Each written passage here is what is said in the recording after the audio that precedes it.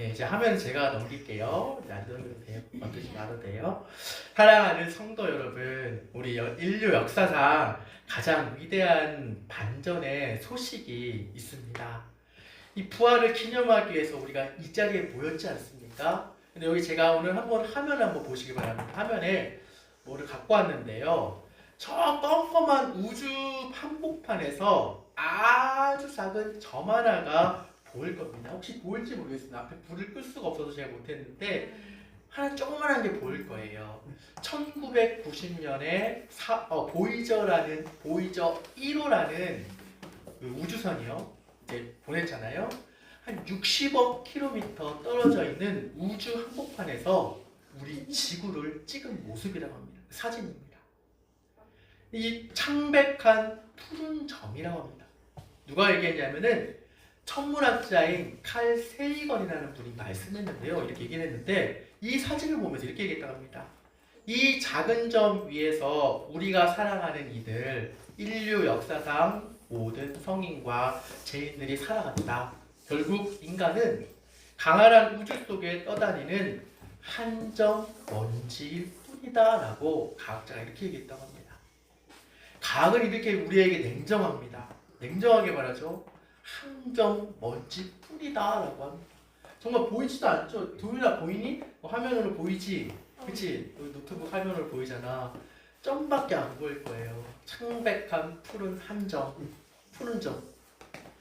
이것에 우리는 결국 어떻습니까? 우리는 결국 죽어서 흙으로 돌아가고 또 원소로 흩어질 먼지라는 말이죠. 죽음이라는 거대한 입이 우리를 삼키려고 할 때 우리는 속절없이 떨어질 수밖에 없는 존재들이라는 거예요. 이 허무함 앞에 서면은 우리는 흘린 눈물도 또 치열했던 우리의 삶의 모습들도 이게 다 무슨 소용이 있을까? 뭐 때문에 이렇게 우리가 힘쓰고 애쓰고 고생하는가 하는 생각이 들 거예요. 오늘 본문에서 이 허무주의의 장면이 나옵니다. 19절을 보십시오. 바울은 이런 처절한 감경 가운데 이런 처절한 가정을 합니다. 잘 들으시기 바랍니다. 만일 제가 좀 해석을 좀 편하게 했습니다. 성경 그대로는 아니고요. 만일 부활이 없다면은 먼지로 돌아갈 인생인데 예수님을 믿겠다고 고난받고 절제하는 우리의 인생이 우리가 세상에서 가장 불쌍하고 멍청한 사람일 것이다 라고 이렇게 얘기합니다. 바울은 지금 배수의 진을 치고 있는 거예요. 부활이 가짜라면은 기독교는 사기극이 되고 또 우리가 믿는 그 믿음 그 사기극의 피해자가 철저한 가장 큰 피해자가 희생자가 바로 우리들일 것이라고 이야기하는 것입니다. 하지만 성도 여러분, 바울의 목소리가요 이제 20절에 바뀝니다. 20절은 뭘까요? 보십시오. 그러나 이제 이렇게 하면서 시작합니다. 이 말이 중요합니다. 이 짧은 한마디가 우주의 허무한 이 모든 허무한 것들을 다 날려버립니다. 그러나 이제 그리스도께서 죽은 자 가운데서 다시 살아나사 잠자는 자들의 첫 열매가 되셨도다라고 외치고 있습니다. 여기서 말하는 첫 열매가 뭘까요? 첫 열매, 단순히 첫 번째 1등을 얘기하는 뜻이 아닙니다. 전체의 가치를 결정짓는 가장 확실한 보증수표라는 겁니다. 여러분 보증수표 아시죠? 은행 거래하실 때 수표를 하잖아요. 발급하잖아요. 여러분 수억 원짜리 보증수표를 여러분 한 장 손에 졌다라고 생각합니다. 제가 수표 갖고 있는 그런 여력이 없어서 수표를 딱 보여주면 더 좋을 텐데 상상을 해보시기 바랍니다. 목사님 손에 봉투에 제 봉투입니다. 이 봉투에 1억짜리 수억 원, 5억 원짜리 5억도 되고 뭐 수억 원짜리 수표 한 장이 딱 있습니다. 어떻게 생각되십니까? 목사님 정말 좋으시겠네요. 이거 밥 안 먹어도 배부르실 것 같아요. 그럴 것 같긴 한데 그냥 이 종이 조각이 아니잖아요. 이 종이 안에 은행이 약속한 보증된 어마어마한 거대한 금액이 이미 들려져 있다라는 사실이에요. 수표를 이거 쥐고 있다면은 아직 내 주머니에는 현금은 쏟아져 있지 않아도 이미 우리는 부자가 된 것 아닙니까? 예수님의 부활은요, 하나님이 우리의 인생에 발행해 주신 하늘나라의 보증 수표입니다. 여러분, 첫 열매를 맺는다는 건 어떻습니까? 우리 농사를 짓기 때문에 말씀을 드리지만 처음 수확을 할 때 우리 전 지사님 이렇게 수박 심었잖아요. 저 가서 기도했는데 수박 심었는데 첫 열매가 바로 수박이 나오잖아요. 나오는데 두 번째 나오는 열매 어떻게 될까요? 수박이 안 나오고 호박 나오면 어떨까? 그렇게 생각하시는 분 있으신가요? 걱정하진 않잖아요. 그렇게 걱정하는 농부는 없을 겁니다. 수박이 나오는데 당연히 수박 나오는 거잖아. 사과 나무에 사과가 첫 열매를 열었는데 그 다음에 배가 나올까? 걱정하는 농부는 없을 것입니다. 첫 열매가 사과라면은 그냥 그것이 사과나무인 겁니다. 예수님이 영광스러운 몸으로 부활하셨다는 것은 그분께 붙어있는 저와 여러분도 운명적으로 부활나무의 열매가 된다는 거예요. 부활의 첫 열매가 되기 때문에 나 또한 거기에 붙어있는, 주님께 접붙여있는 내가 주님 앞에서 부활의 열매를 맺고 있다는 겁니다. 예수님의 부활은 우리의 부활이 절대 취소되지 않는다는 하나님의 이름을 걸고 발행한 절대 부도가 나지 않는 이 보증 수표랑 똑같은 거예요. 수표 한다는 게. 여러분, 근데 이 보증 수표가요, 가짜가 아니라 진짜라는 것을 어떻게 믿을 수 있을까요? 그 확실한 영수증이 오늘 본문 17절에 나옵니다. 그리스도께서 다시 살아나신 일이 없으면 우리의 믿음도 헛되고 너희가 여전히 죄 가운데 있을 것이요 라고 했습니다. 이 무슨 뜻일까요?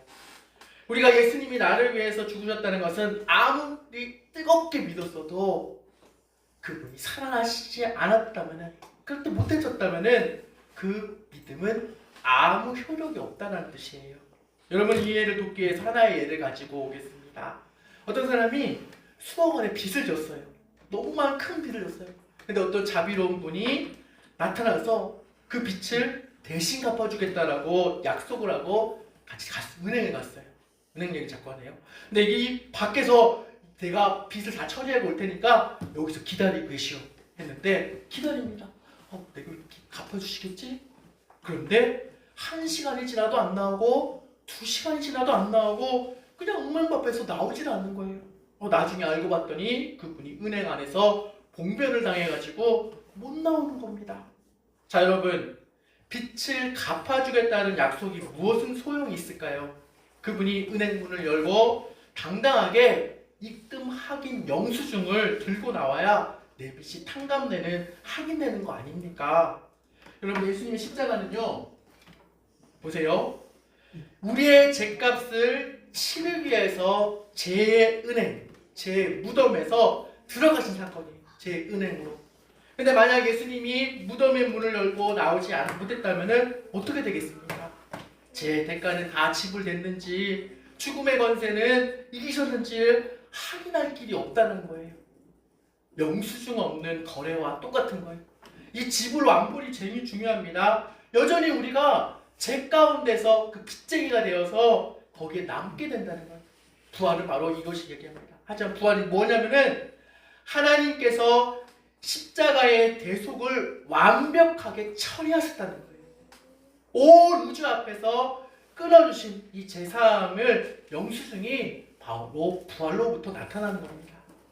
예수님이 무덤에서 박차고 나왔을 때 우리의 모든 죄의 빚은 완불되었습니다. 다 처리됐다는 거예요. 빚이 다 갚아졌다는 거예요. 화면에서 보일지 모르겠어요. 보이시나요? 그래서 우리는 이제 당당하게 말할 수 있어요. 나는 이제 더 이상 죄인이 아니다. 내 죄의 빚은 예수님의 부활로서 완벽하게 해결됐다라고 외칠 수 있는 겁니다. 여러분, 부활이 어떤 의미라고요? 내 죄가 완벽하게 해결됐다. 이 확실한 영수증이 되는 거예요. 주님, 우리 위해서 죽으시고 다시 사셨다는 것을 의미가 바로 그런 의미입니다. 하나님이 무덤 문을 여심으로 우리의 죄의 빚이 완불됐다는 거예요. Pay in full, 다 처리됐다는 거예요. 그래서 온 우주 앞에서 공포하였습니다. 예수님의 빛은 이제 부활은요 우리 죄를 다 갚으셨다는 가장 확실한 영수증이자 결코 부도나지 않는 하늘의 보증수표라는 거예요. 보증수표라는 건 너무 좀 그럴 때 마음에 안 드는데요. 근데 여러분 이 수표를 꼭 잡으시기 바랍니다. 네. 부활의 능력을 꼭 잡으시기 바랍니다. 네. 부활의 생명을 잡으시기 바랍니다. 네. 부활의 기쁨을 여러분들에게 취하시기 바랍니다. 네. 사탄이 이렇게 얘기할 줄 모르겠어요.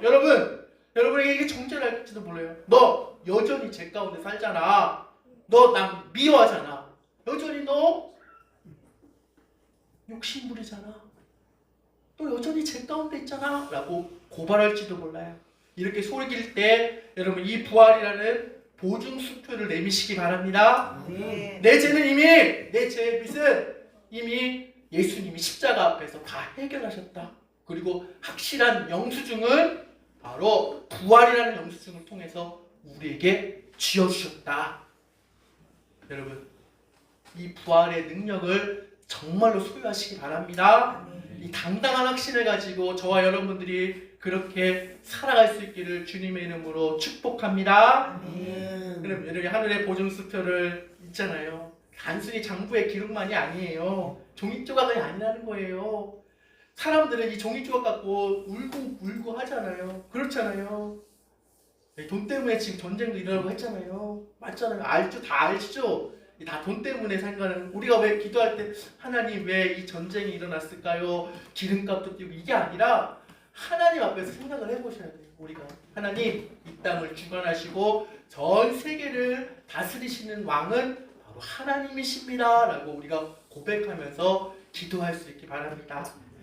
예수 하나님은요 이 수표를 지어주시면서 우리가 반드시 실제 생명으로 지불해 주시겠다고 약속했습니다. 근데 여기서 궁금한 점이 하나 생길 거예요. 하나님은 우리를 다시 살리신다고 했는데 예수님처럼 과연 어떤 모습으로 살리실까? 수표를 내밀면서 생명을 돌려받을 때 우리는 전혀 모르고 낯선 모습으로 다시 일어날 수 있을까? 우리 구원은 어떻게 될까? 궁금증을 가질 수도 있어요. 여러분 하나님은요 이 땅에서 우리가 겪고 있는 눈물과 수고와 모든 흔적들을 그대로 다 기억하고 계세요. 이 보정수표 안에서 우리의 낡은 몸이 영광스럽게 바뀌는 거예요. 정확하게 좀 말씀드리면 좀 훈장과 같이 우리 몸은 지금 지고 있는 상처와 아픔과 어려움들은 여전히 지니고 있지만 그 부활의 아침에 부활의 날에 훌륭한 빛나는 그런 훈장이 되어서 신비로운 몸의 부활로 바뀐다는 거예요. 이 몸의 부활이라는 이야기를 나누고자 합니다. 이 얘기를 좀 갖고 왔는데 정말 이해가 될 수 있으면 좋겠습니다. 여러분들 오래되고 낡은 집이 있잖아요. 한번 상상해 보시기 바랍니다. 비가 새고 벽이 쩍쩍 갈라지는 집을 한번 상상해 보시기 바랍니다. 주인은요 그 집에 가서 완전히 허물고 온 옆 동네에서 집을 새로 짓는 대신에 안 되겠다. 이 집을 그래도 땅은 없으니까 이거 리모델링 하자. 집에 뼈대는 그대로 놔두고 가장 견고하고 아름다운 재료로 완벽한 리모델링을 하기로 결정을 했습니다. 이제 공사가 끝나면은 예전에 그 집 맞나 싶을 정도로 항고탈퇴를 하는 거예요. 더 이상 비도 새지 않고 추위도 타지 않고 영광스러운 저택으로 바뀌는 거예요. 지금 아주 흐뭇하게 웃고 계시는 지사님 보이시는데 요즘 리모델링 하셔서 좋으실 것 같아요. 그래요. 리모델링 하면 그렇잖아요. 저희도 교회 리모델링 할 때 너무 좋았었어요. 아무튼 그런 거와 똑같아요. 물론 부활은 단순히 수리하는 자체가 아니에요. 우리가 부활한다는 것은 낡은 재료는 사라지고 다시는 썩지 않는 하늘의 재료로 채워지는 완벽한 재창조를 이야기하는 겁니다. 이것이 바로 부활의 신비예요. 하나님은 먼지로 돌아갈 우리를 그냥 내버려 두지 않으셨어요. 22절 한번 보겠습니다. 22절에 화면은 띄우지 않겠지만 22절 성경을 보면요. 아담 안에서 모든 사람이 죽은 것 같이 그리스도 안에서 모든 사람이 삶을 얻으리라 라고 말씀하고 있습니다. 여러분 아담 안에서 모든 사람이 죽었어요. 그쵸? 죄의 결과로 하나님을 떠난 결과로. 그러나 그리스도와 연합된 우리 믿는 자들은 그리스도 안에서 삶을 얻는다라고 분명하게 말씀하고 있습니다. 하나님은 흙으로 사람을 빚으셨을 것처럼 그 섬세한 손길로 죽음의 권세에 흩어져 버릴 우리 먼지 같은 우리를 다시 모으실 겁니다.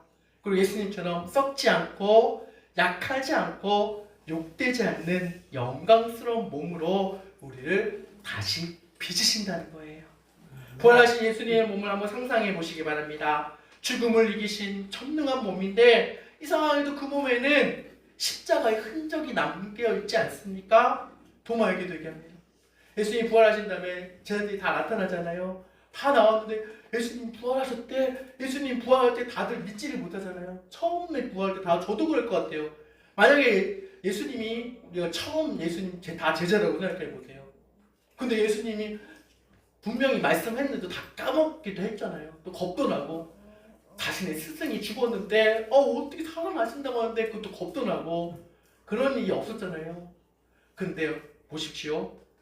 다들 만났잖아요. 또 무섭기도 하지만 기쁘기도 할 그런 묘한 감정 속에서 다 만나는데 제자 중에 누가 못 만났나요? 도마가 못 만났어요. 도마가 예수님 뭐가 살아나셨어 하면서 우리 친구들 위해서 얘기해 주는 거예요. 어린이들에서. 그때 어떻게 내가 예수님 손에 못자국도 봐야 되고 옆구리에 봐야 돼. 손 넣어봐야지 알 것 같아 라고 그렇게 얘기했대요. 그때 예수님 착 찾아오셔서 도마야 봐라. 이제 봐라. 내 손에 못자국을 보고 내 옆구리에서 손을 한번 넣어봐라 라고 했던 그 흔적이 부활하신 예수님의 몸에 나타나 있다는 거예요. 하나님은 왜 예수님의 몸에 아무 흉터 없이 깨끗한 몸으로 살리지 않으셨을까요? 그 이유는 그 못자국과 창자국이 우리를 향한 바로 사랑의 증거이기 때문이에요. 부활의 몸에는 그 상처는 더 이상 아픔이 아니라 죽음을 이기시고 가장 찬란한 승리의 훈장이셨던 겁니다. 이것이 바로 오늘 병들고 지치고 또 생활고 때문에 어렵고 한 우리들의 찾아오신 여러분 가운데 드리는 최고의 위로입니다. 여러분 자녀 키우시다고 애쓰셨잖아요. 또 힘들어버리고 또 밤잠 주무시지 못하고 걱정할 때도 있었고 가족 먹여 살리느라고 그 거칠어진 그 손마디가 어떻습니까? 또 교회를 섬기다가도 얻은 마음의 흉터들도 세상은 이걸 노화라고 부르고 또 상처라고 말하면서 쓸데없다고 버리라고 말합니다. 그럴 필요가 많아요. 하지만 부활의 날 하나님은 그 흔적을 결코 지우시지 않을 것입니다. 우리가 부활할 때요. 오히려 그 아픈 흔적들을 보면서 보석보다 빛난 그 흔적, 빛나는 형상으로 변화시키실 겁니다. 내가 나의 가족을 위해서, 네가 내 가족을 위해서, 나를 위해서 그렇게 수고했구나. 하나님 여러분들을 토닥토닥 해주실 거예요. 하지만 그 흔적, 상처들, 아픔들, 그것의 흔적 위에서 하늘의 영광을 덧입게 해주실 줄로 믿습니다. 사랑하는 여러분, 이제 여러분의 아픈 몸을 부끄러워하지 마시기 바랍니다. 하나님은 우리 몸을 우주의 먼지로 사라질 그런 소모품으로 만드시지 않았습니다. 부활하신 주님의 못자국처럼 언젠간 하나님의 영광을 드러낸 거룩한 흔적입니다. 이 흔적을 몸에 지니시고 내 안에 예수의 흔적이 있다라고 바울이 고백했죠. 그렇죠? 우리 또한 그 예수의 흔적을 가지고 부활의 소망을 딛고 오늘을 딛는 부활의 주인공들 되시기를 바랍니다. 이제 말씀을 정리하려고 합니다. 부활은 죽어서 경험하는 게 아니에요. 도윤아, 지우야, 부활은 죽어가지고 나중에 주님 오실 때 그때 경험하는 게 아니라 부활은 오늘 우리의 삶을 대하는 태도를 완전히 바꿉니다. 인생 살다 보면은 겪는 것들이 있잖아요. 아까도 말씀드렸지만은 시들어가는 나무가지 같이 그렇게 험하고도 너무 고통스러울 때가 있어요. 질병 때문에, 경제적 위기 때문에 이러다 내 인생 끝나는 거 아닐까 하고 싶을 때가 있잖아요.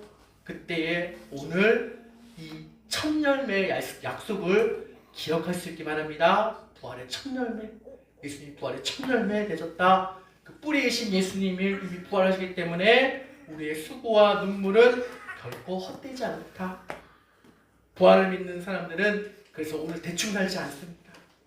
우리 먼지가 아니라 영광스러운 몸을 입고 주님 앞에 설 존재들이기 때문에 우리 몸과 마음을 거룩하게 지키며 하나님의 일을 더욱더 힘쓰는 것입니다. 죽음이 나를 삼키지 못한다는 확신이 있기 때문에 세상의 위협 앞에서도 당당하게 사랑하고 용서하며 살 수 있는 것입니다. 이제 예배를 마치고 나갈 것입니다. 여기 부활란을 준비했는데요. 부활란 하나씩 받으실 거예요.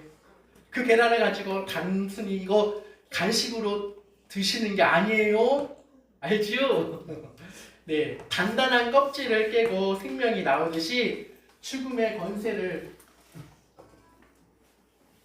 깨뜨리신 바로 승리의 상징이 바로 부활의 안에 있습니다. 이 계란 껍질은 흙에서 온 먼지처럼 보이지만 그 안에 죽음을 깨뜨린 생명이 숨쉬고 있습니다. 여러분도 마찬가지예요.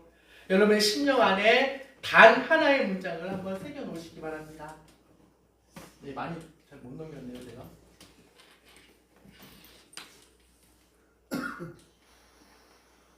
자, 같이 한번 읽어볼게요. 위에 그리스도께서 시작.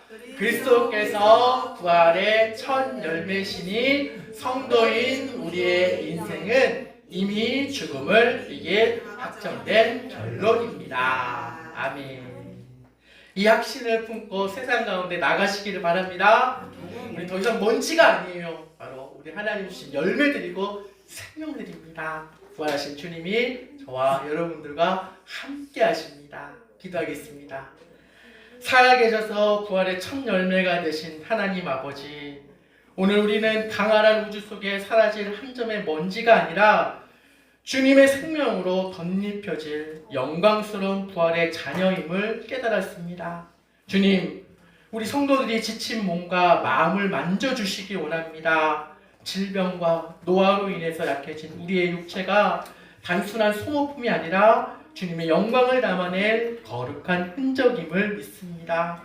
부활하신 주님의 손에 못자국이 영광의 훈장이 되었듯 우리 성도들의 눈물과 수고와 흔적 또한 장차 찬란한 별처럼 빛나게 될 줄로 믿습니다. 이제 예배당 문을 나서는 성도들의 손에 들려진 계란을 들고 있지만 그 심령 위에 이미 이긴 승리가 새겨지게 하여 주시옵소서. 나는 죽어도 살고 살아도 영원히 죽지 않는다는 이 압도적인 자부심으로 세상의 거친 파도에 잠재우게 하시고 우리 인생의 결론을 영원한 생명으로 확정지어 주신 주님의 이름, 부활하신 주님의 이름으로, 예수님의 이름으로 기도드리옵나이다. 아멘.